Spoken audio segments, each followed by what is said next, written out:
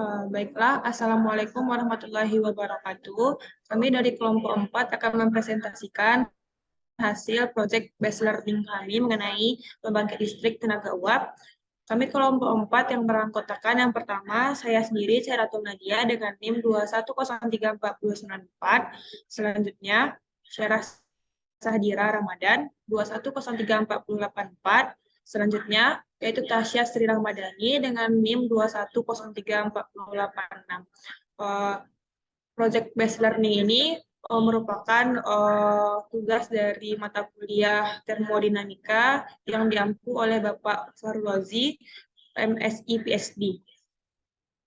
Baiklah, rumusan masalah dari proyek kami yaitu pertama, perkembangan PLTU, yang kedua, pengertian PLTU, selanjutnya konversi energi di PLTU, yang keempat, cara kerja dan komponen PLTU, yang kelima, sistem bahan bakar, dan yang terakhir, keunggulan dan kelemahan PLTU. Baiklah, materi yang pertama akan saya coba jelaskan sendiri, yaitu perkembangan PLTU. Pada tahun 1831, setelah 11 tahun melakukan percobaan, Michael Faraday dapat membuktikan prinsip pembangkitan listrik dengan induksi magnet. Dengan peragaan dijelaskan bahwa bila kumparan atau penghantar memotong medan magnet yang berubah-ubah, akan terinduksi suatu tegangan listrik padanya. Kemudahan membangkitkan listrik secara induksi memunculkan perkembangan pembuatan dinamo, dan pada tahun 1882 tersedia pasok listrik untuk publik di London. Pasukan ini diperoleh dari generator DC yang digerakkan dengan mesin bolak-balik atau reciprocating, yang disatu dengan uap dari boiler pembakaran manual. Pada tahun 1878, generator pertama dibuat oleh Graham, tetapi tidak menghasilkan listrik sampai tahun 1888.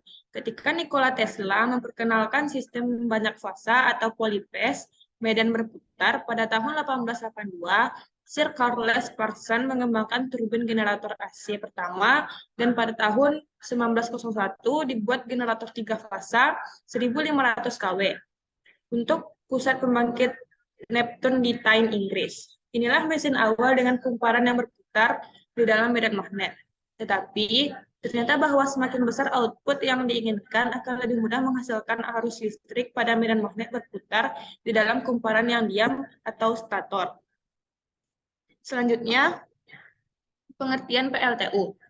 PLTU adalah jenis pembangkit listrik tenaga termal yang banyak digunakan karena efisiensinya baik dan bahan bakarnya mudah didapat, sehingga menghasilkan energi listrik yang ekonomis. Suatu sistem pembangkit tenaga listrik yang mengkonversikan energi kimia listrik dengan menggunakan uap air sebagai fluida kerjanya, yaitu dengan memanfaatkan energi kinetik uap untuk menggerakkan poros atau sudut-sudut turbin.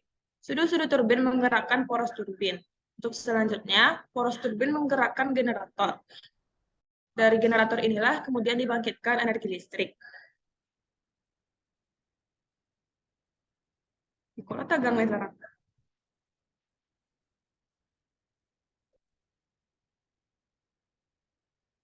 Lanjut. Selanjutnya, konversi energi di PLTU. Energi mekanik yang diberikan oleh uap-uap ke turbin akan menyebabkan rotor generator berputar. Rotor generator adalah magnet yang besar berputar di dalam kumparan sehingga menghasilkan energi listrik. Proses konversi energi pada PLTU berlangsung melalui 3 tahap, yaitu tahap pertama, energi kimia dalam bahan bakar diubah menjadi panas dalam bentuk uap bertekanan dan temperatur tinggi. Selanjutnya, energi panas atau uap diubah menjadi energi mekanik dalam bentuk putaran. Dan yang terakhir, energi mekanik diubah menjadi energi listrik. Materi selanjutnya akan dibacakan oleh Tasya Sri Ramadhani. Kepada saudari Tasya dipersilahkan.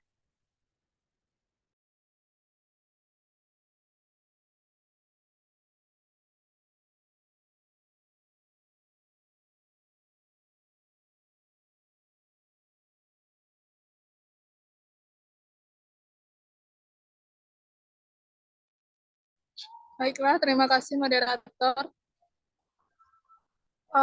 Saya akan menjelaskan tentang cara PLTU.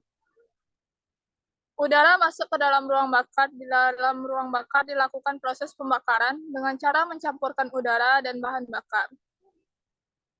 Proses pembakaran tersebut berlangsung dalam keadaan tekanan konstan sehingga dapat dikatakan ruang bakar hanya untuk menaikkan temperatur. Gas hasil pembakaran tersebut dialirkan ke turbin. Gas melalui satu nozzle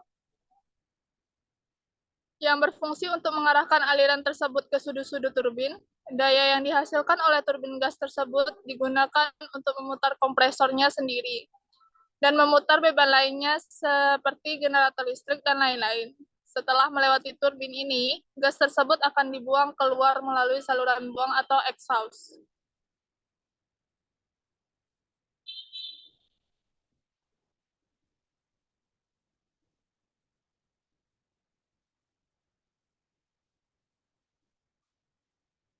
Selanjutnya yaitu proses yang terjadi pada sistem turbin gas. Yang pertama ada pemampatan atau compression, udara dihisap dan dimampatkan. Yang kedua, pembakaran atau combustion, bahan bakar dicampurkan ke dalam ruang bakar dengan udara, kemudian dibakar. Selanjutnya ada pemuaian atau expansion, gas hasil pembakaran memuai dan mengalir keluar melalui nozzle. Yang keempat ada pembuangan gas atau exhaust, gas hasil pembakaran dikeluarkan lewat saluran pembuangan.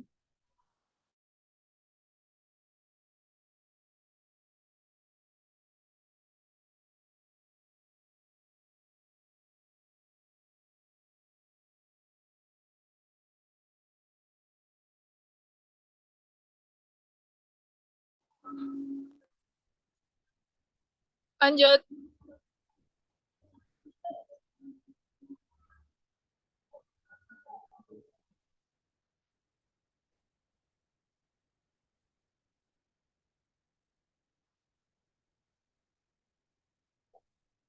Sebab-sebab terjadinya kerugian pada sistem turbin gas. Yang pertama, adanya gesekan fluida yang menyebabkan terjadinya kerugian tekanan atau pressure loss di ruang bakar. Yang kedua, adanya kerja yang berlebih waktu proses kompresi yang menyebabkan terjadinya gesekan antara bantalan turbin dengan angin. Yang selanjutnya yaitu berubahnya nilai CP dari fluida kerja akibat terjadinya perubahan temperatur dan perubahan komposisi kimia dari fluida kerja.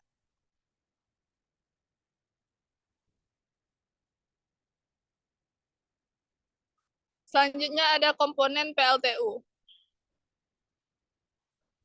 Komponen PLTU yang pertama adalah boiler.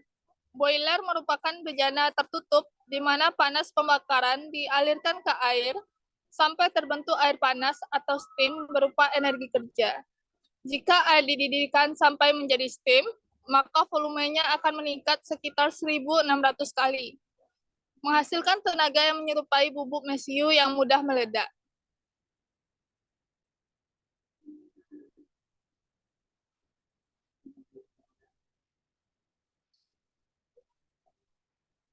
Kemudian yaitu superheater. Komponen ini merupakan tempat pengaringan steam dan siap dikirim melalui main steam pipe dan siap untuk menggerakkan turbin uap atau menjalankan proses industri. Yang selanjutnya yaitu economizer. Komponen ini merupakan ruangan pemanas yang digunakan untuk memanaskan air dari air yang terkondensasi dari sistem sebelumnya maupun air umpan baru. Selain komponen tersebut masih ada komponen pendukung lainnya yang tidak kalah pentingnya dalam proses produksi seperti reheater, boiler water circulating pump, downcomer, dan pulverizer, dan lain-lain.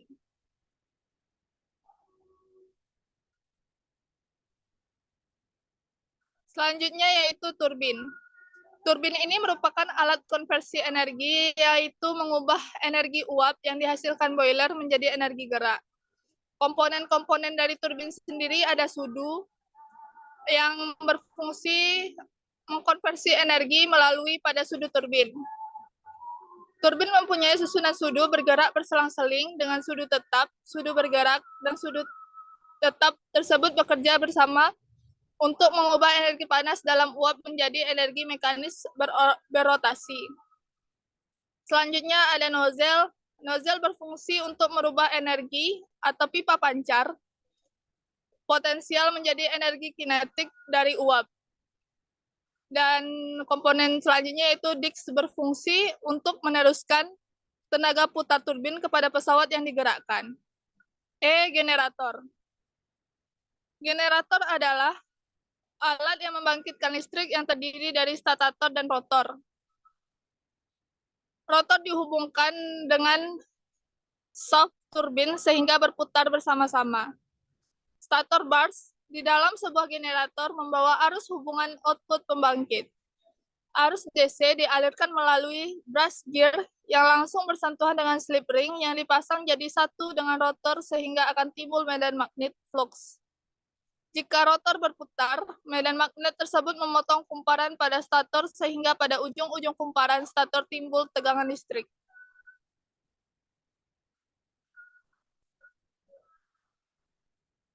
Lanjut.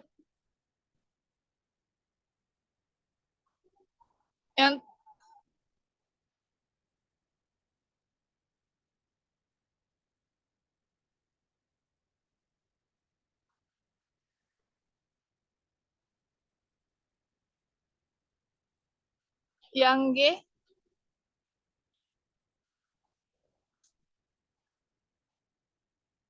F adalah lanjut air preheater. Sistem kerja air preheater adalah berputar dengan putaran rendah yang gunanya untuk memanasi udara pembakaran sebelum dikirim ke furnace. Sedangkan pemanas udara pembakaran tersebut diambil dari gas buang hasil pembakaran dari furnace yang dialirkan melalui air preheater ini sebelum dibuang ke cerobong. Salah satu komponen utama air preheater adalah sebuah elemen pemanas. Gas panas dari furnace diarahkan melalui saluran sehingga gas melewati bagian elemen pemanas. Pada saat gas melewati permukaan elemen, gas memanaskan plat-plat logam tersebut berputar menuju sisi saluran udara pembakaran sehingga terjadi perpindahan panas.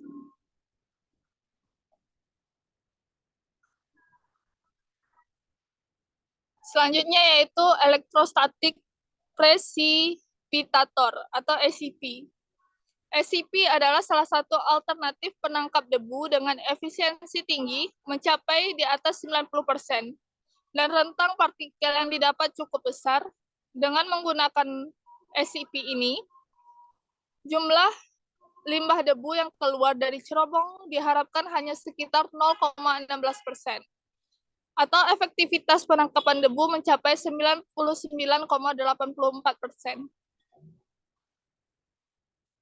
Baiklah, hanya itu yang dapat saya sampaikan. Saya kembalikan kepada moderator. Baiklah, terima kasih kepada Saudari Tasya atas pemaparan materinya.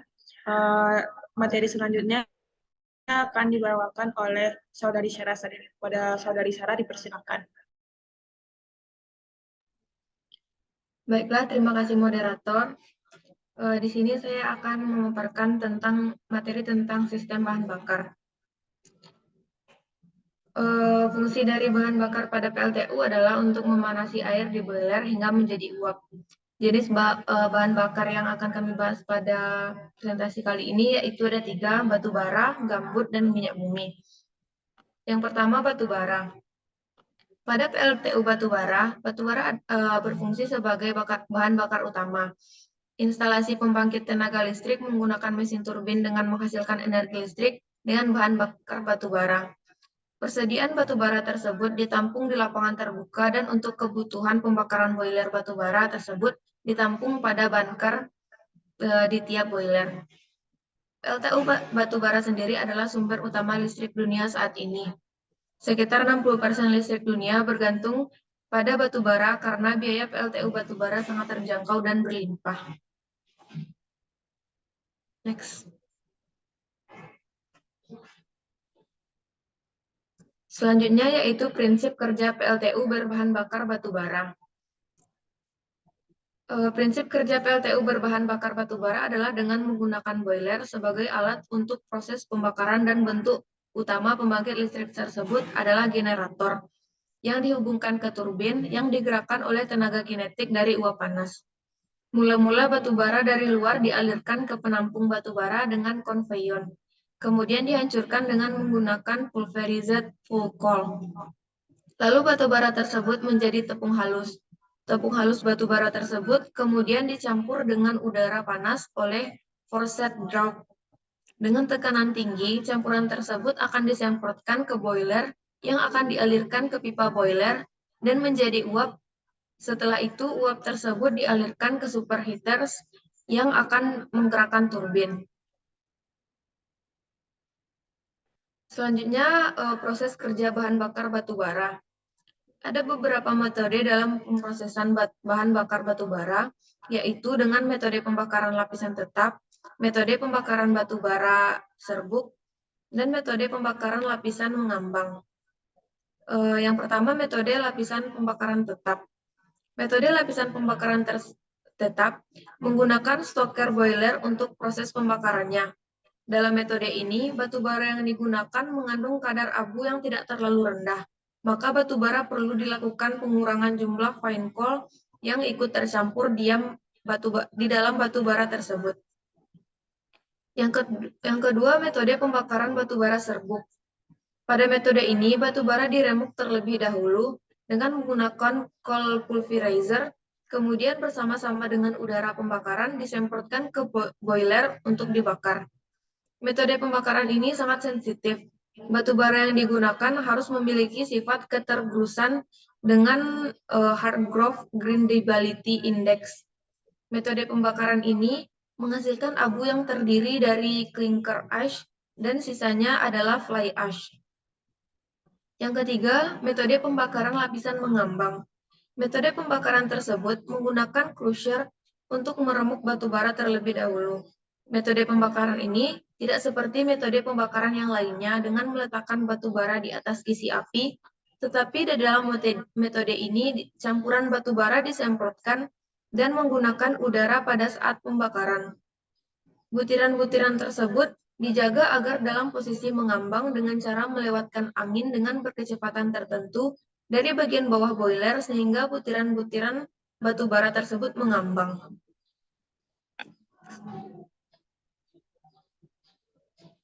Yang kedua yaitu bahan bakar gambut. Gambut adalah jenis tanah yang terbentuk dari akumulasi sisa tumbuhan yang setengah membusuk. Oleh karena itu, bahan organiknya tinggi. Karena itulah gambut sering digunakan sebagai sumber energi alternatif. Gambut berpotensi besar untuk dijadikan sumber energi. Dapat dikatakan gambut merupakan batu bara dengan kualitas paling rendah.